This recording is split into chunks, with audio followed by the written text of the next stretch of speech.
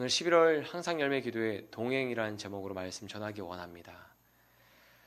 여러분, 여호와 하나님을 따라서 어디까지 갈 수 있으십니까? 라오스요? 여호와 하나님 따라서 어디까지 갈 수 있으십니까? 주중에 제가 항상 열매 기도의 시간에 어떤 말씀을 나눌까 그런 생각을 했었어요. 지난주에.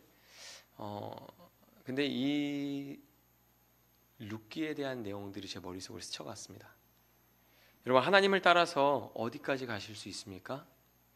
아브라함은 하나님을 따라서 고향과 친척을 버리고 가나안 땅으로 따라왔습니다. 오늘날로 비유하면 화려한 국제 도시를 떠나서 아무것도 없는 시골로 간 거죠. 하나님을 따라서 출애굽한 이스라엘은 광야 길을 걸어갔고 여호수아는 요단강을 건너서 가나안 땅으로 들어갔습니다. 오늘 본문에는 나오미라는 여인이 나옵니다. 나오미는 나의 기쁨, 나의 즐거움이라는 뜻입니다. 이름은 기쁨이지만 나오미는 자신의 인생에서 모든 기쁨을 빼앗긴 사람입니다. 고향에 흉년이 들어서 남편과 두 아들을 데리고 모압 지방으로 이사를 갔죠. 어떻게 보면 이민은 간 거죠. 좀 큰 마음 먹고 잘 살아보겠다고 고향을 떠나면 잘 살면 좋잖아요. 그렇죠? 그런데 남편이 죽고 과부가 되었습니다. 타지에서. 그 땅에서 10년 정도 거주하였을 때 사랑한 두 아들도 죽었습니다. 인생의 흉년이 찾아오면 얼마나 사는 게 힘듭니까? 밖에서 힘들면 어디에서 기쁨을 얻어야 할까요? 우리가 사회생활 하면서 직장생활 하면서 밖에서 힘들면 어디에서 기쁨을 좀 얻어야 돼요? 집이죠. 가족이죠. 그런데 나오미는 남편도 두 아들도 모두 떠나보냈어요. 너무 큰 슬픔 앞에서 나오미는 생각했습니다. 이렇게 내 인생이 고통스러운 것은 딱 하나다. 하나님이 치셨다. 하나님이 우리 가정을 치셨다. 그러면서 하나님을 원망합니다. 인생에 남은 건 원망뿐인 사람이 되었어요. 룻기 1장 19절에서 20절에 보면 이렇게 기록합니다. 같이 읽겠습니다. 이에 그 두 사람이 베들레헴까지 갔더라. 베들레헴에 이를 때에 온 성읍이 그들로 말미암아 떠들며 이르기를 이가 나오미냐 하는지라. 나오미가 그들에게 이르되 나를 나오미라 부르지 말고 나를 마라라 부르라. 이는 전능자가 나를 심히 괴롭게 하셨음이니라. 아멘. 그의 고통이 얼마나 큰지 그가 이제 고향에 풍년이 들었다는 소식을 듣고 돌아갑니다. 그때 사람들이 나오미를 보고 반갑잖아요. 나오미가 왔대. 나오미가 왔어. 야, 나오미 잘 지냈니? 어서 와.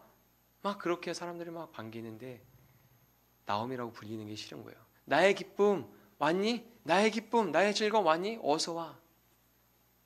내 인생은 하나님이 치셔서 비참하고 난 기쁨을 다 빼앗겼는데 그걸 모르는 사람들이 막 나의 기쁨 어서 와. 나의 기쁨 잘 지내니? 듣기 불편한 거죠. 불쾌한 거예요. 힘든 거예요. 그래서 뭐라고 말합니까? 그 사람들한테 나를 나옴이라고 부르지 말라. 나의 기쁨이라고 부르는 것을 허락하지 않습니다. 차라리 마라라고 부르라고 하죠. 이 마라는 고통, 괴로움이란 뜻이요. 나를 고통, 괴로움이라고 불러라. 난 기쁨이 아니다. 여러분, 마라는 쓰다, 괴롭다라는 뜻입니다. 그의 마음 깊은 곳에 얼마나 쓴물이 많이 나왔을까요, 여러분? 그 쓴물이 다 어디로 나왔겠어요? 눈물로 나오지 않았겠습니까? 어떤 분은 남편을 잃고 정신이 온전하지 않은 채 울면서 몇 년을 보냈다고 하더라고요. 남편은 먼저 보내고 정말 정신이 온전하지 않은 채 몇 년을 그렇게 지냈대요. 그런데 나오미는 두 아들까지 먼저 보냈으니 그의 인생에서 나오는 쓴물을 누가 이해할 수 있겠어요? 저는 아들을 먼저 보낸 어머니를 직접 경험해 봤거든요. 하도 울어서 여기 아내가 다 짓물렀어요. 눈이 빨개요. 큰 가방만 보면 눈물이 나온대요. 여러분, 아들 하나만 보내도 그렇게 인생의 쓴물이 견딜 수 없게 나오는데 사랑하는 남편을 보내고 사랑하는 두 아들을 보냈어요. 나오미의 인생의 고통은 말할 수 없는 고통이죠. 상상하기 어려운 고통을 나오미가 겪고 있는 겁니다. 그런 절망적인 순간에 나오미에게 고향에 풍년이 들었다는 소식이 들려옵니다. 그리고 다시 고향으로 돌아가려고 합니다. 그때 두 며느리가 나오미를 따라가려고 했습니다. 남편도 다 죽었지만 어머니를 따라가려고 했던 거예요.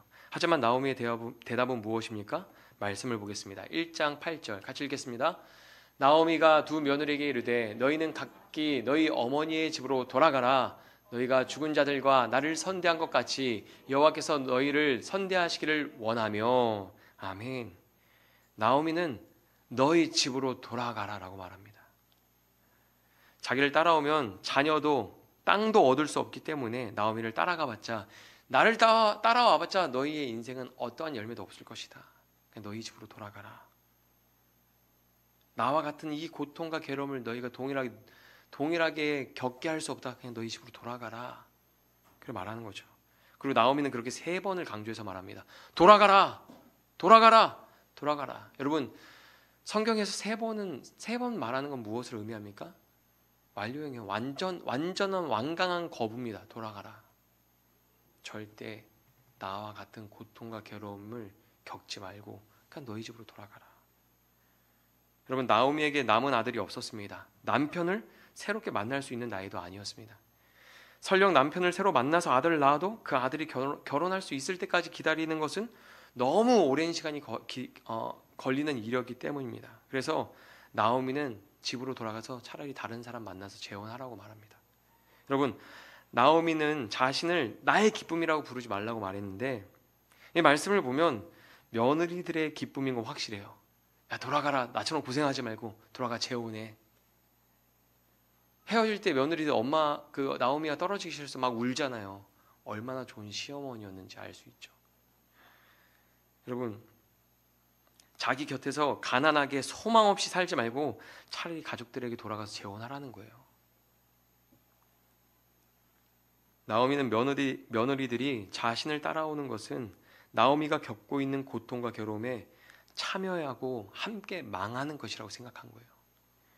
절대 따라오면 안 되는 길이죠. 내가 가는 길에 이 두 며느리가 따라오면 절대 안 되는 길인 거예요. 왜요? 내 인생을 하나님 치셨다고 생각하고 있고 내 안에서는 쓴물이 계속 나오고 이 고통과 괴로움을 해결되지 않는 고통과 괴로움을 가지고 있는데, 여러분, 그 곁에 있으면 이 두 며느리도 그 고통과 괴로움 때문에 힘들 거잖아요. 떠나라는 거죠. 돌아가라는 거예요. 자기를 치신 하나님의 손이 며느리를 치면 어쩌나 하는 두려움도 있는 거죠.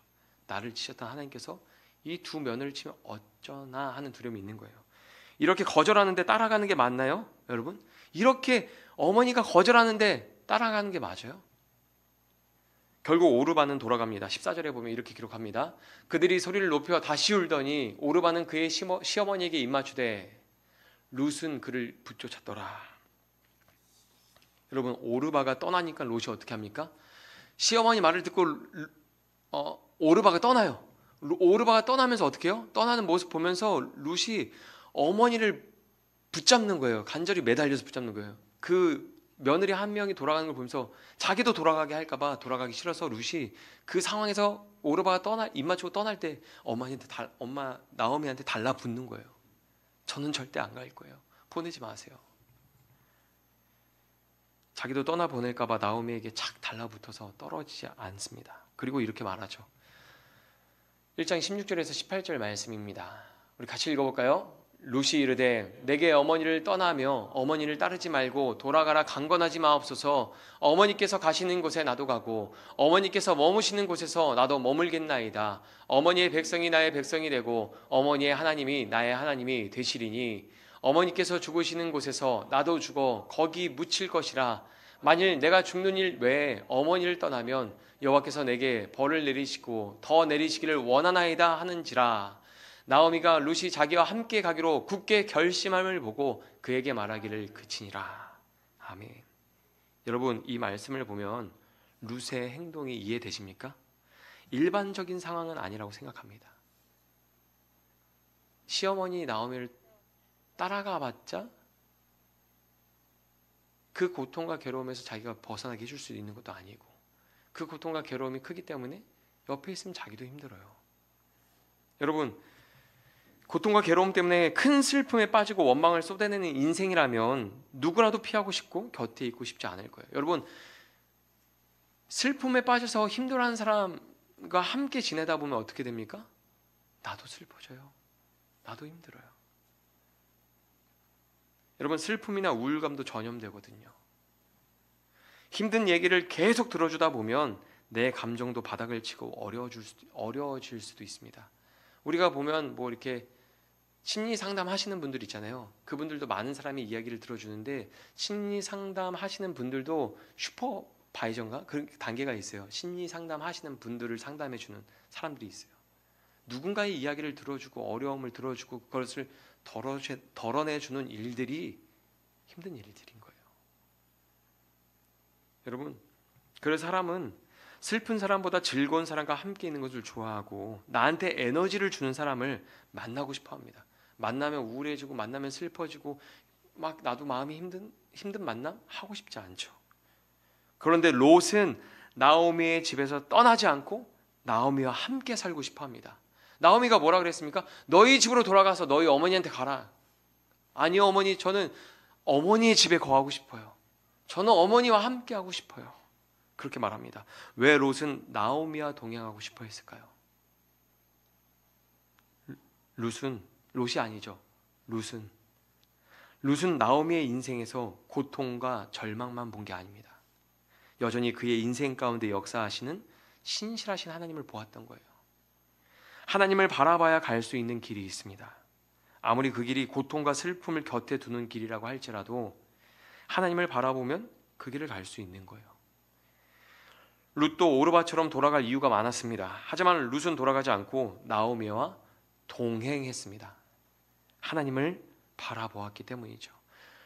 나오미의 신음한 소리에 주목하지 않았고 그의 인생의 고통과 괴로움에 주목하지 않았고 그의 인생에도 여전히 함께 하시고 일하시는 그 하나님을 주목한 거예요. 상처와 고통을 겪고 있는 사람, 그것을 곁에 두고 살아가는 사람과 동행할 수 있는 건 하나님을 바라보았기 때문입니다. 여러분, 우리는 하나님을 따라서 어디까지 갈 수 있을까요? 어디까지 갈 수 있으세요? 예수님은 우리와 동행하시기 위해서 이 땅에 오셨습니다. 요한복음 14장 18절 같이 읽겠습니다. 내가 너희를 고아와 같이 버려두지 아니하고 너희에게로 오리라. 아멘. 나오미처럼 쓴물만 나오는 이 인생, 고통과 괴로움뿐인 인생에 예수님이 찾아오신 거예요. 예수님이 우리 곁에 오셨던 것처럼, 우리를 포기하지 않았던 것처럼 이제는 우리가 누군가의 곁을 지키는 사람이 되어야 합니다. 예수님처럼 상처와 고통으로 슬퍼하는 사람들의 좋은 친구가 되어야 합니다. 그게 하나님과 동행한 사람의 모습인 거예요.